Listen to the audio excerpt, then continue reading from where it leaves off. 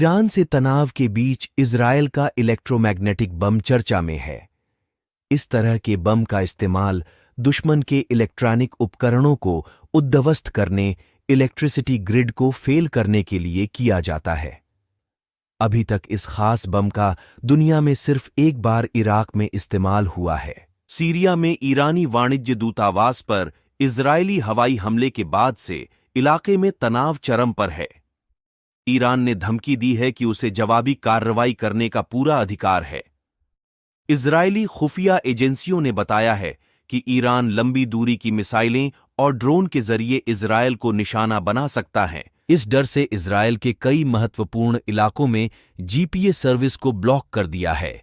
इस बीच British media ने Iran को खास तौर पर डिजाइन किए गए इलेक्ट्रोमैग्नेटिक बम की ताकत बताकर धमकी दी है। द संडे टाइम्स ने रविवार को बताया कि इजरायल सैन्य संघर्ष की स्थिति में विशेष रूप से डिजाइन किए गए इलेक्ट्रोमैग्नेटिक बम से ईरान के इलेक्ट्रिक नेटवर्क को नष्ट कर सकता है। इलेक्ट्रोमैग्नेटिक बम को जमीन के ऊपर विस्फोटित करने से एक इलेक्ट्रोमैग्नेटिक पल्स पैदा होगी, जो जमीन पर काम करने वाले सभी तकनीकी उपकरणों को बाधित कर देगी।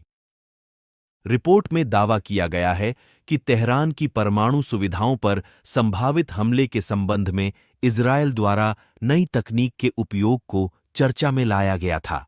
इलेक्ट्रोमैग्नेटिक बम को ई-बम के नाम से भी जाना जाता है। एक ऐसा हथियार है जो ऊर्जा की एक पल्स बनाने के लिए एक तीव्र विद्युत चुंबकीय क्षेत्र का उपयोग करता है। यह बम मनुष्यों या इमारतों को नुकसान पहुंचाए बिना इलेक्ट्रॉनिक सर्किटरी को प्रभावित करता है। यह पल्स अस्थायी रूप से इलेक्ट्रॉनिक्स सिस्टम को अक्षम कर देता है।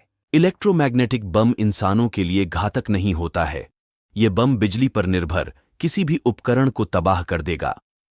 सीबीएस न्यूज की रिपोर्ट के अनुसार संयुक्त राज्य अमेरिका ने इराकी सैटेलाइट टेलीविजन को नष्ट करने और प्रसारण को बाधित करने के लिए 24 मार्च 2003 को एक प्रायोगिक ई-बम तैनात किया था। अमेरिका में अधिकांश ई-बम अनुसंधान न्यू मैक्सिको में किर्टलैंड वायुसेना बेस में वायुसेना अनुसंधान प्रयोगशाला में किया गया है, जहां शोधकर्ता उच्च शक्ति माइक्रोवेव (एचपीएम) के उपयोग की खोज कर रहे हैं।